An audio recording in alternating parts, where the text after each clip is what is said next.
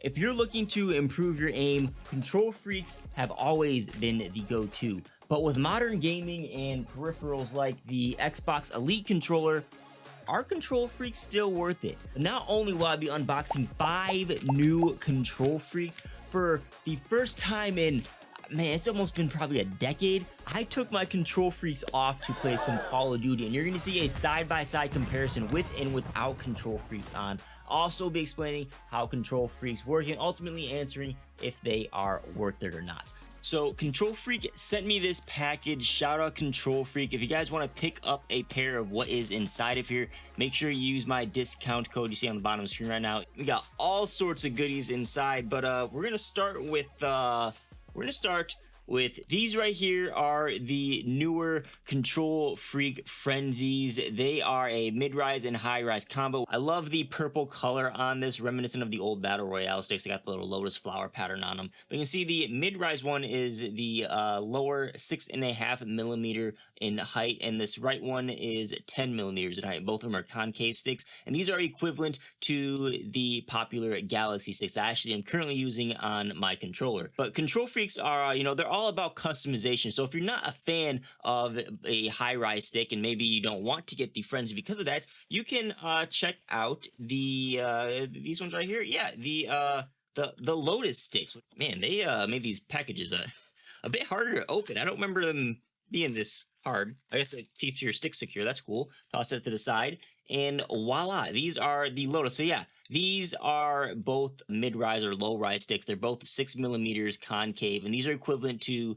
the CQC sticks if you guys have been with using KontrolFreeks for a while. Before they had hybrid packs, I would get a pack of these and then a pack of Ultras, which were, the 10 millimeter higher ones, and then I'd mix and match them. But now they have so many options. You can just get, 2 of the same ones if you want. You can get the hybrid ones. It all is up to how you like your KontrolFreeks, and you got to understand how they work to kind of get the best out of them. So how KontrolFreeks work, pop these out of the tab, and how you actually apply them is you just actually stick them on to the controller just like this, and they snap on, and then they're kind of on there. They're good to go. Do the same thing with the left one.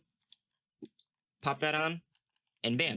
So the science behind KontrolFreeks is all about leverage. The amount of force required to make adjustments on your thumbstick is lower the higher that your thumbstick is. This allows you to make smaller, more precise movements with a KontrolFreek on compared to when you're using a stock controller without KontrolFreeks.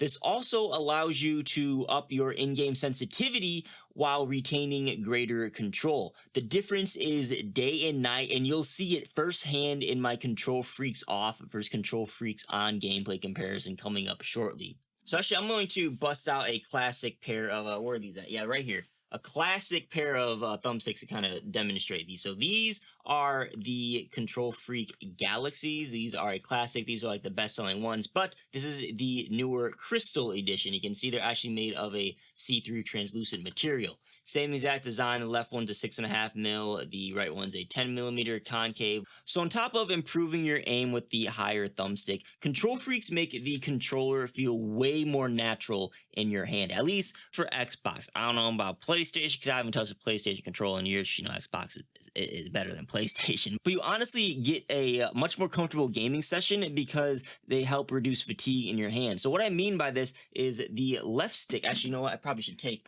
KontrolFreeks off one controller so I can actually do this demonstration right. But on my left stick, the low rise makes this like the perfect height. I think that's a good angle right there. The perfect height to actually click the stick in without using much force. You can see my thumb, it's on a nice angle. There's no actual, it just looks natural, like a nice natural press. Now compare that to no KontrolFreek. You can see my thumb is more at a decline, and when I press in, my thumb is depressed more, and I feel strain right here in this thumb joint. And when I'm clicking with the KontrolFreek on, it's more so kind of evenly distributed alongside the whole length of your thumb here. I don't know what part it is. I mean, I still feel it here a little bit, but I'm also feeling it in my knuckle right there. And the strain feels way less strenuous than when I'm using no KontrolFreek on. And with the right control freak, I'm also eliminating the thumb depression. I'm feeling even more up here in my knuckle, but it's not as painful as when I feel it down here. Maybe that's just me. Maybe I have arthritis already in my thumb, but that's personally how I feel. And I also get that more leverage for more precise aiming. Now, as you can see, this is a Xbox Elite controller, and this is a stock controller. Now, are KontrolFreeks worth it with the Elite controllers? Because watch this.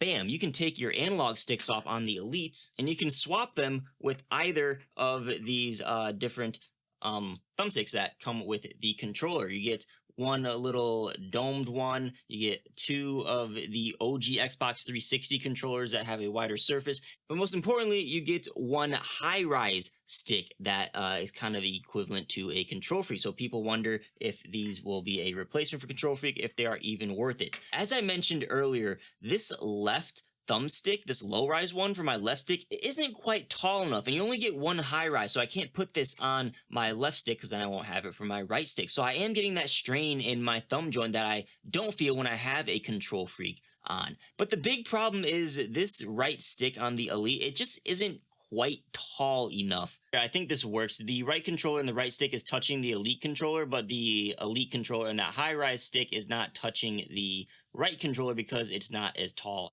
For me personally, I need something like a low-rise stick on this one on top of this to actually make it feel good. On top of all that, I think I mentioned, but you do get a wider surface area for your thumbstick with a KontrolFreek on the Elite controller. You get more grip, it's more comfortable. You can get the convex stick on the right stick. But everyone is different. If you do think a system like the Elite controller without any thumbsticks on it is enough, I still highly recommend getting something to protect your controller, which is where these come in handy. These are the KontrolFreek thumb grips. No slip thumb grips. That's the official name. These do not add any height to your controller, but they just slip over the top of the thumbstick, and there's some benefits to that. So you flip it inside out, and then you pop it on. So do that, put it on, and then bam. That goes on like that. Oh yeah, that has no extra height on it whatsoever. That's just like a little thin skin. Kind of reminds me of something you're supposed to use to be protected. Lol. Bam. These are the slips. Yeah, these feel like default analog sticks. There's not much height on them. They are pretty grippy. They're made of a rubber material, and they will protect your controller, which is the important thing. Or if you already got like a old crusty looking deteriorated thumbstick, you can just throw these on and it kind of repairs it and make your thumbstick look as good as new. Think of these as cheap little attachments you can put on your thumbsticks to keep them in their natural shape. Kind of like a screen protector for your cell phone. You know, if you got a regular controller and you rub off the grip over time, you're going to need a completely new controller, so you can put these on instead and you'll wear these down, and then instead of having a controller you might need to replace, you can just replace the thumbstick grips. On the Elite controllers, you can swap these sticks in if you need to, but eventually you will run all these down, and if you do want to get a replacements packs part, that is $60 at the market rate right now. So if anything, if you're dead set against using KontrolFreeks, you don't like the extra height or whatever, I highly recommend getting you some grips regardless of what controller you use. But ideally, you pick up some thumbsticks, you improve your aim a little bit, and if you're not convinced about KontrolFreeks yet, check out this gameplay. So I've been using KontrolFreeks for nearly a decade, and this is what a typical game of me using KontrolFreeks looks like. Take note of my aim, take note of my target acquisition, and my movement. You know, it's all fairly smooth. Now this is my gameplay without KontrolFreeks on. This is my very first game taking them off, and this is the first time in a long time where I took the KontrolFreeks off. I use the same gun, the same class, the same map and everything, same mode, just to get things as scientific as possible. And notice how jerky my aim is. Notice how I'm making the same movements, but I just don't have as much leverage. And I'm constantly over and under aiming at my targets, and my movement just looks off. It's a bit of a mess, and that's like, I mean, it takes a while to get used to KontrolFreeks. It's gonna take a while to get used to not having KontrolFreeks, but you can see just kind of like the science of how my aim is just completely different with the KontrolFreeks off. So I committed to the no Control Freak lifestyle. I played a few days without using Control Freaks at all. I slowly relearned my aim, and what you're watching right now is my gameplay without Control Freaks after a few days. And you know, it's still jerky. I did have to lower my sensitivity down from 7 down to 5 so I can actually hit my targets, because again, Control Freaks lets you raise your sensitivity with the extra leverage and everything on it. But at 5, I was reliably able to land shots after a while and felt like I could maneuver around the map like I normally could.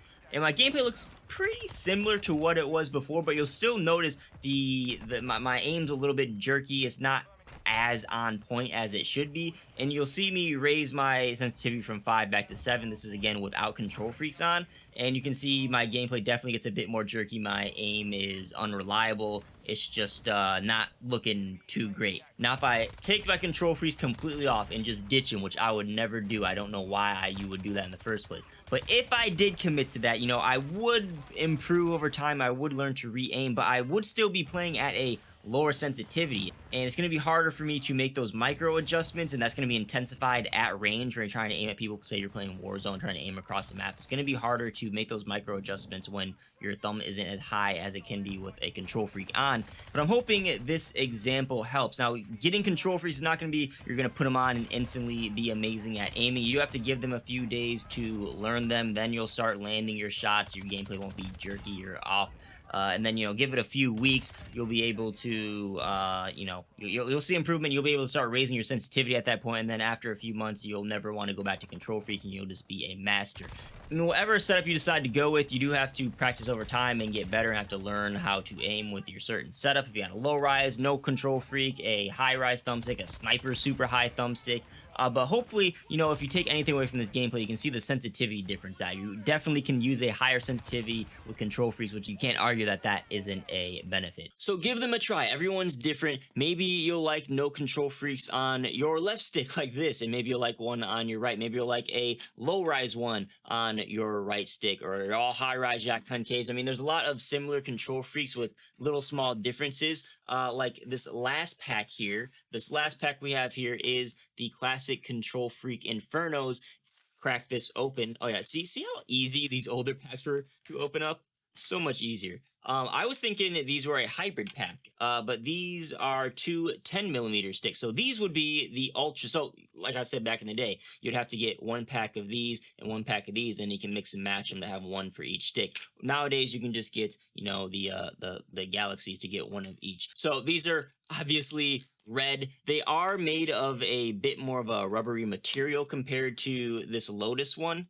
And, you know, it has a different texture on it. Maybe you'll like this more than this grainy one. This just keeps my thumb on a little bit more compared to this, I would think. And the edges here are a bit less rounded off than the edges on this one. So it kind of rolls off the thumb a little bit more compared to this. But yeah, there's little differences like that between the Control Freaks. So I personally recommend using Control Freaks with Elite, and yes, I do think Control Freaks are still worth it today, even with Elite controllers around, and definitely if you don't have an Elite controller, just have a stock controller. Pick up a pair, use the code DeeSimilar. It's down on the bottom of the screen. You can click the link to go directly to the website. I genuinely mean it. I've been using them for years before I started working with them, and I've always had positive things to say about Control Freaks. But yeah, that's a wrap. Control Freaks are 100% still worth it when gaming today.